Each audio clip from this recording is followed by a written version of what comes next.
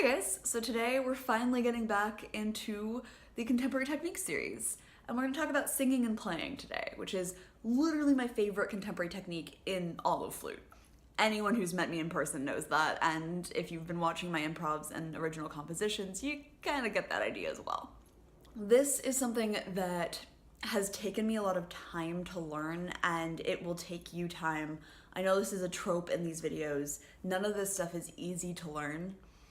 But this is one that has a lot of intricacies, and quite honestly, we're just gonna do the basics in this video. And hopefully later I can circle back around and try to give you more of an idea of how to practice the more complicated stuff, like moving your voice with a stable pitch, moving flute with a stable pitch in the voice, and some of the more practical applications.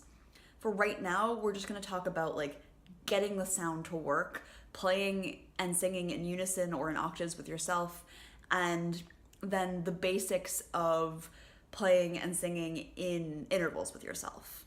This is actually something that I learned in undergrad because my teacher used it as a sound exercise, and that's really a cool thing about this technique, is that it really does benefit your sound and your playing even if you aren't a contemporary specialist or interested in contemporary music.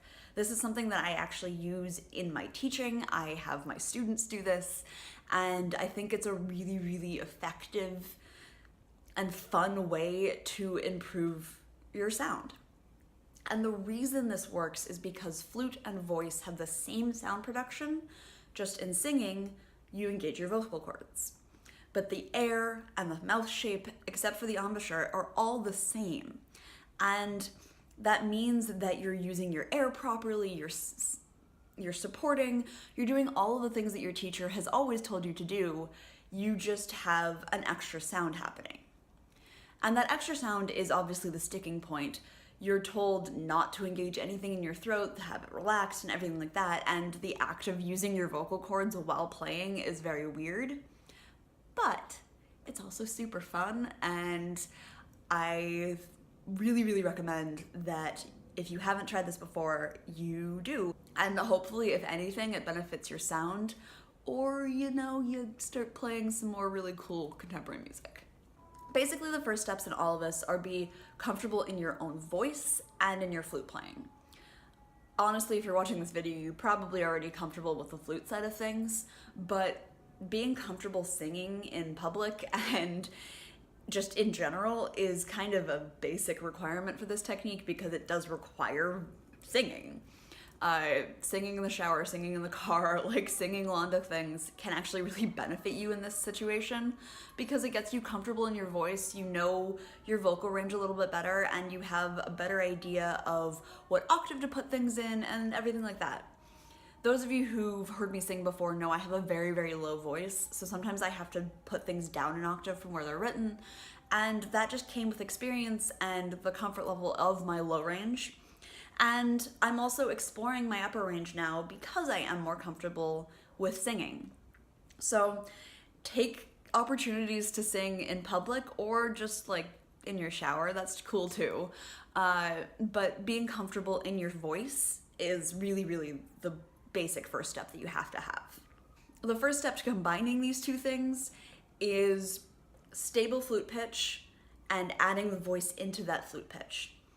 Pick a note that's comfortable in both your flute range and your vocal range, and hold a long tone on that note. And as the flute pitch stabilizes and you're comfortable, add in the voice. It's gonna sound more like humming than actual singing. Like, you're not gonna sound like an opera singer with a flute. It's a more buzzy, feedbacky sound, but that's good. That's what you want.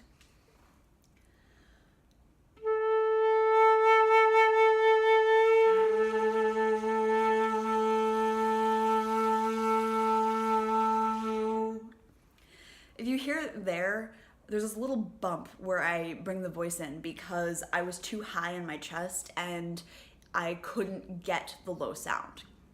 So it's really important, and one of the reasons why this is a great technique, to be as relaxed and as well set up as possible, because the voice will not work if you aren't. It's going to force you into a good setup. And that bump isn't what you want. You want them to be fluid.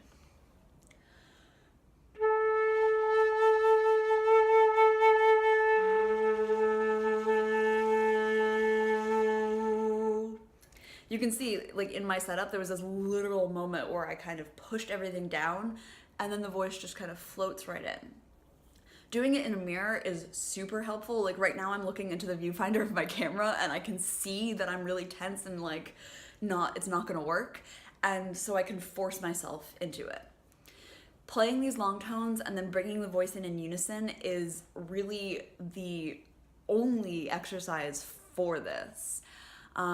It is quite difficult to start singing and bring the flute in just because the embouchure isn't there, and it's hard to kind of form the embouchure and keep this vocal pitch going and then figure out how to play flute.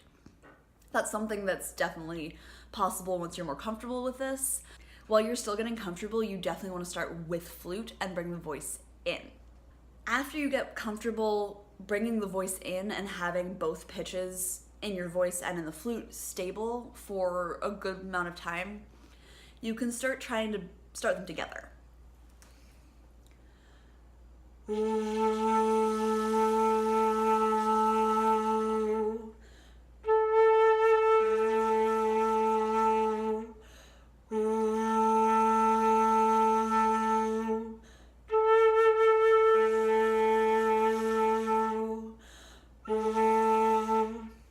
Alternating like flute then voice and then flute and voice together is also good because it helps you figure out whether your embouchure is right or not, because if you aren't, when you play the flute alone, it's gonna sound not so great.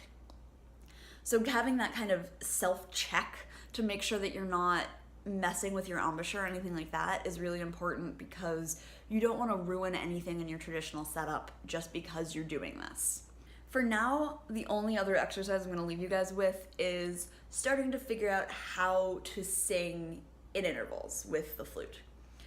It's harder because your brain wants to match the pitch of the instrument, and even in performance, I'll give myself a reference pitch, just like ghosting a note quickly where no one can hear me, so I can hear the vocal pitch, and then I just trust that the fingering and that my training is going to give me the right flute pitch. So on an A, I'll give myself like an F sharp if I'm playing in thirds.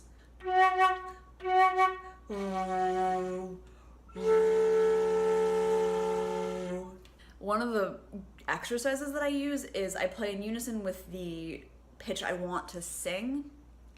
So in this case it was an F sharp, and then I'll switch the flute pitch to the note that's a third higher, so an A.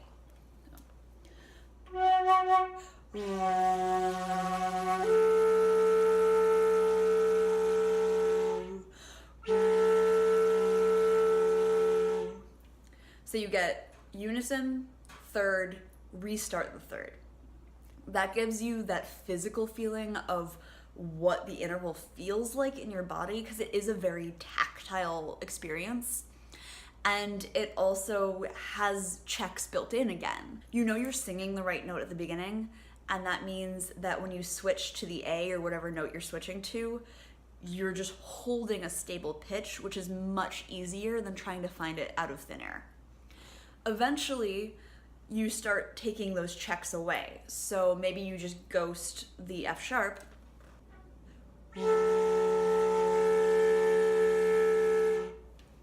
and then hopefully eventually you can just pull it out.